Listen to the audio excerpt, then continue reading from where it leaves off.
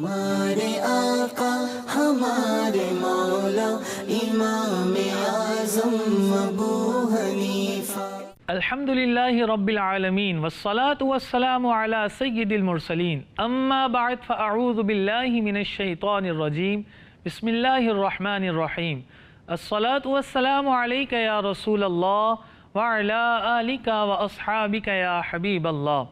مدنی channel کے ناظرین، آئیے آج ہم امام اعظم ابو حنیفہ رحمۃ اللہ علیہ کے عبادات و ریاضات کے متعلق سماعت کرتے ہیں۔ آپ رحمۃ اللہ علیہ نماز فجر کے بعد سارا دن علم دین پڑھانے میں مصروف رہتے اور ساتھ ہی ساتھ قرآن مجید فرقان حمید کی تلاوت بھی کیا کرتے اور ساری رات عبادت میں مشغول رہتے۔ حضرت مسعر بن کدام رحمۃ اللہ علیہ فرماتے ہیں، ایک دن میں امام اعظم ابو حنیفہ رحمۃ اللہ علیہ کے مسجد میں حاضر ہوا، کیا دیکھتا ہوں کہ امام اعظم ابو حنیفہ رحمۃ اللہ علیہ نماز فجر کے بعد سارا دن علم دین پڑھانے میں مصروف رہے۔ نماز ظہر کے بعد بھی اسی طریقے سے درس و تدریس کا سلسلہ جاری رہا، یہاں تک کہ بعد نماز عشاء آپ رحمۃ اللہ علیہ گھر تشریف لے گئے اور سادے لباس میں ملبوس ہو کر تھوڑی ہی دیر کے بعد مسجد میں تشریف لے آئے، پھر مسجد میں داخل ہو کر مسجد کے ایک کونے میں نماز میں مشغول ہو گئے۔ حضرت مسعر بن کدام فرماتے ہیں، میں یہ ملاحظہ کرتا رہا کہ آپ رحمۃ اللہ علیہ ساری رات عبادت میں مشغول رہے۔ صبح و صادق سے کچھ دیر قبل آپ رحمۃ اللہ علیہ گھر تشریف لے گئے اور گھر جا کر پھر اپنے لباس کو تبدیل کیا، نماز فجر کے لیے مسجد میں حاضر ہو گئے۔ پھر یوں ہی نماز فجر کے بعد گزشتہ کل کی طرح درس و تدریس کا سلسلہ نماز عشاء تک جاری رہا۔ آپ رحمۃ اللہ علیہ نماز عشاء کے بعد پھر گھر تشریف لے گئے اور گزشتہ رات کی طرح اسی طریقے سے مسجد میں تشریف لا کر ساری رات عبادت میں مشغول رہے۔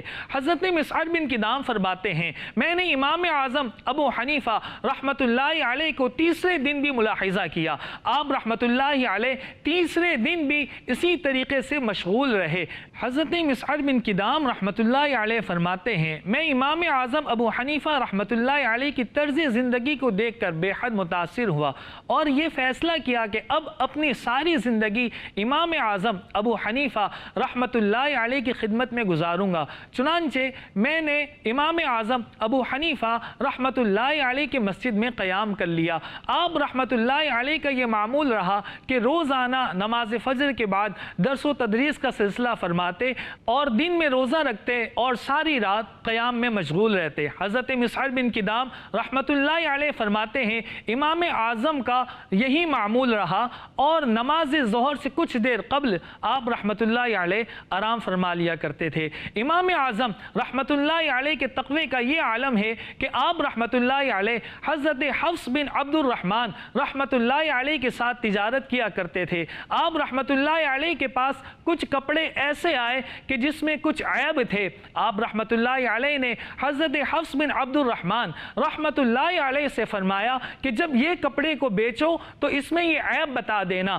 اتفاق سے حضرت حفص بن عبد الرحمن رحمۃ اللہ علیہ کپڑا بیچتے وقت یہ بھول گئے، آپ رحمۃ اللہ علیہ کو یہ یاد نہ رہا۔ جب امام اعظم ابو حنیفہ رحمۃ اللہ علیہ کو علم ہوا تو آپ رحمۃ اللہ علیہ نے سارے کپڑوں کی قیمت صدقہ کر دی۔ رب تبارک و تعالیٰ کی بارگاہ میں دعا ہے ہمیں بھی امام اعظم ابو حنیفہ رحمۃ اللہ علیہ کے نقش قدم پر چلنے کی توفیق عطا فرمائے، آمین بجاہ خاتم النبیین صلی اللہ علیہ وآلہ وسلم۔ ہمارے آقا ہمارے مولا امام اعظم ابو حنیفہ